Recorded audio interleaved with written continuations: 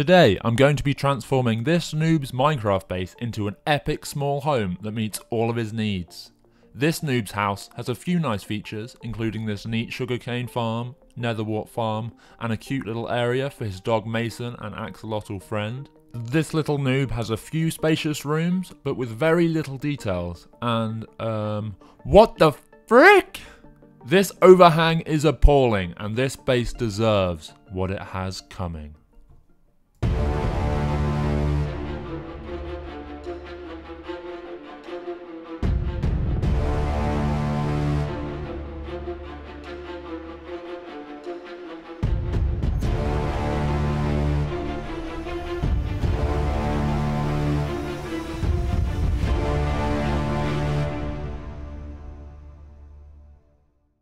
First of all, we gotta clean up this mess we made. Thankfully, due to our big brain world edit skills, we will have this covered in no time. A few quick brushes of sand and a quick smooth of the area, and this gorgeous natural terrain will put this noob's base to shame already. Next up, we gotta get a lay of the land and start picturing how we'll put this base together. I'm gonna do some quick searches of Google and find the best looking builds to gain some inspiration for this project. Now, it's finally time to get to work. This segment of the build took inspiration from the beautiful mountaintop base I saw when swiping through Google. The mossy cobblestone walls just gave off a vibe that I wanted to create for myself. However, for my build, I wanted to incorporate the wheat farm originally present in the noob's base, just so we'd be able to keep making bread when he needed it. Once I placed the mossy cobblestone wall, I felt like something was missing. I had a brief thought and decided to complement the wall with a spruce log base, which I tapered into the mountainside with some stripped spruce logs. Next, I added the finishing touches to my wheat farm by creating a few lampposts to allow the crops to flourish through the nights, and also a small oak staircase and pathway that would connect the farm to the base later down the line. As I was so disgusted by the overhang on the original noob's base, I wanted to put my skills to the test and see if I could create a realistic overhanging segment for my mountaintop base. I started by placing a cobblestone outline and flattening the area surrounding my outline to create a raised effect for my foundations. Next, I started to add some details to my build by using andesite blocks, some regular andesite, and some cobble deep slate too. These block choices created the perfect gradient for my outer walls. These walls were now nearing completion, and through a few more small endeavours, including adding fence posts with lighting, I was able to get this part done. If you find you're loving this build so far, please drop a like on this video and consider subscribing as I regularly upload great Minecraft building content.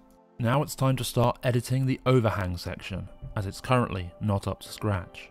This segment came off way better than planned, and, as you'll see in just a minute, the glowstone, spruce logs and slabs that I place appear to model a face on the front of the overhang. I hope you guys can see that too. Once I finished placing the upper layer of my foundation, I decided to take a brief detour to the base of the mountain to make my cliff face window. This window doesn't look great for now, but more on that later. The noob's former base had a small shop to trade potions. With this thought in mind, I went on to build a unique outdoor market.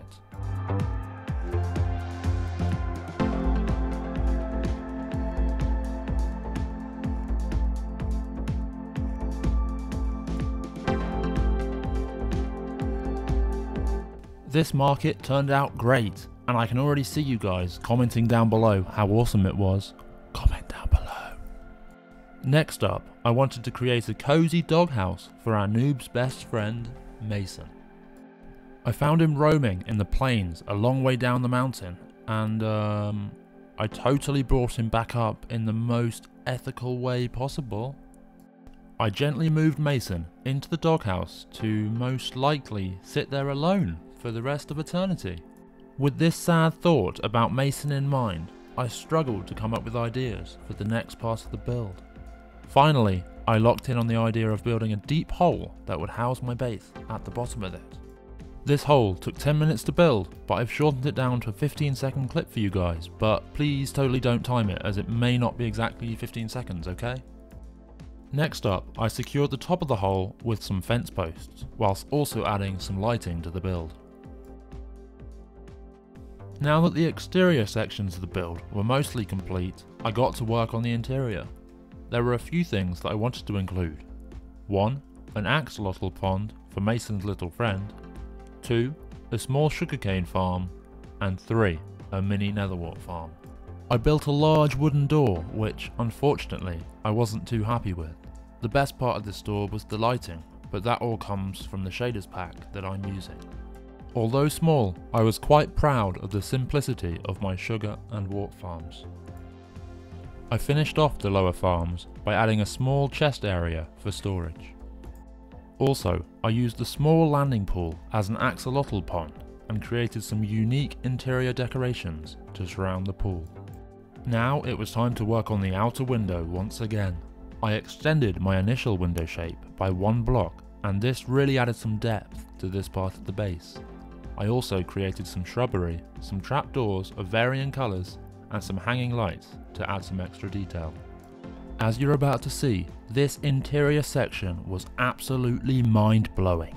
Unfortunately, I had some small issues with my replay file, so the second part of this build will just be used to showcase the final creation for this room.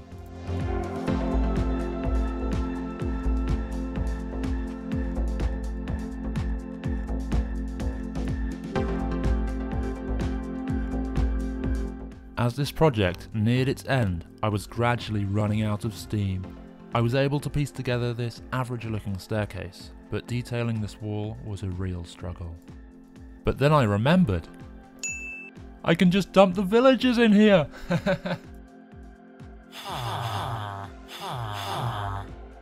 Boom! Noob's base transformed. I'll be doing a part 2 to this series, so hit subscribe so you don't miss out. Also, a big thank you for helping me reach over 300 subscribers. This is an epic milestone, and I thank you all for being blessed enough to join me on this journey. Goodbye, folks.